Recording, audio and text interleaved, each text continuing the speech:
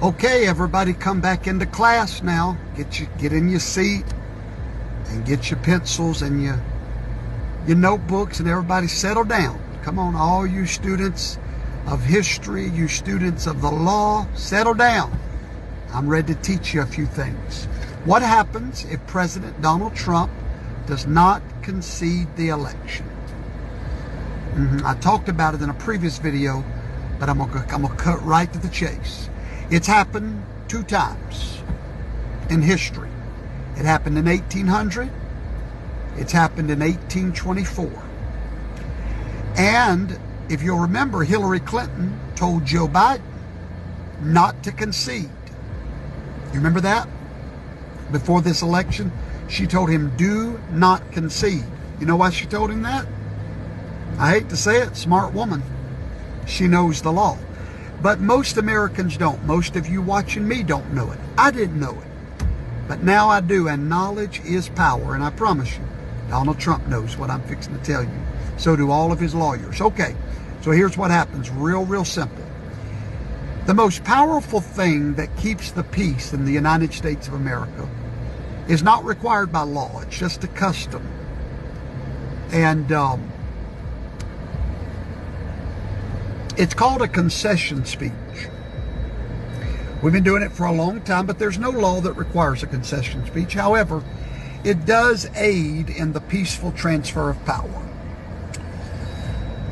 So normally when a presidential candidate is in a fight for the presidency, it's a powerful position. It's like a throne, a king fighting for his throne. He has supporters. And those supporters are literally ready to fight, if you will, for their guy. Hey, that's just the way it works, folks. It's been that way since the dawn of time.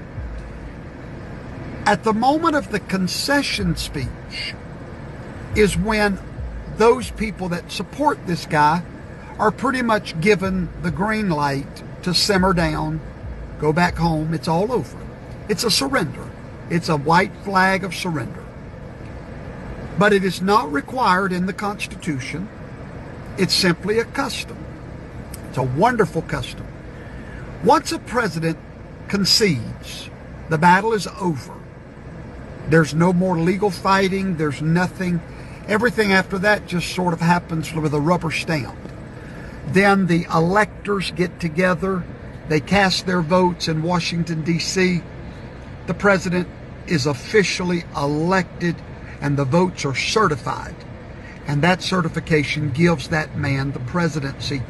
But more importantly, his concession speech from the opponent is what gives him legitimacy and a transfer without drama. But 2 times in our history, presidents did not concede the election. Why?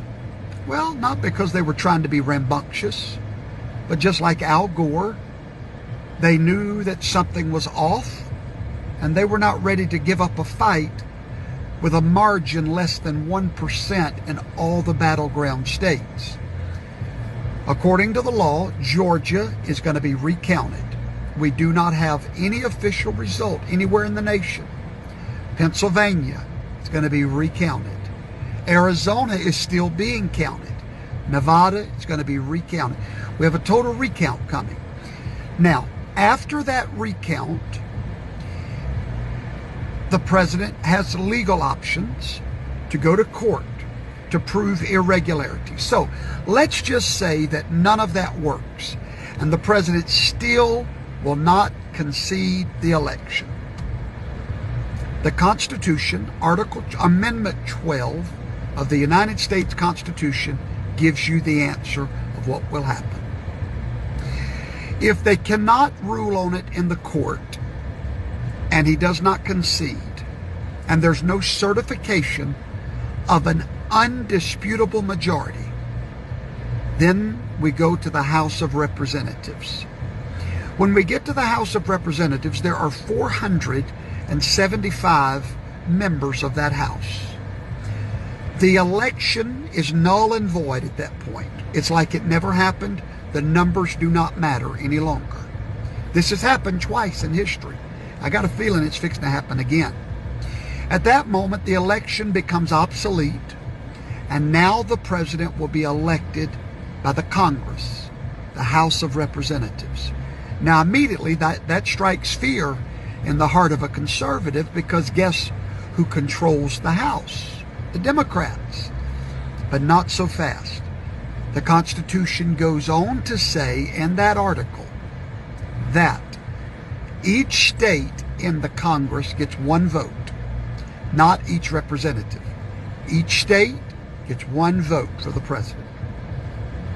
Well, there are 50 states in the House. Of those 50, 37 are Republican. At that moment, a Republican Congress will officially, constitutionally vote in the next president. Why do you think Donald Trump has not conceded? He knows these things that I'm telling you. He understands that there was illegitimate votes cast. He understands that votes are still going on. Now, he may get tired of the fight. I don't know. I don't think he is, though. But he does have a constitutional remedy to his dilemma. This is going to be interesting to watch. But remember, Hillary Clinton told Joe Biden, do not concede no matter what. Now, why did she tell him that? Because she knows what I'm telling you. And so, Joe Biden has won a few battleground states with less than 1%. Those are automatic recounts. We will not have a winner till we have a certification. If we can't get a certification that's not contested in the courts, it will go to the House of Representatives just before Inauguration Day.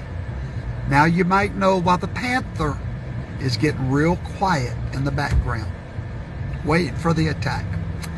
I'm not saying that's how it's going to go, but the Constitution foresaw this.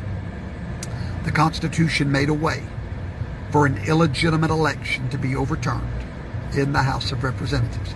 So class is dismissed, and now you know the truth.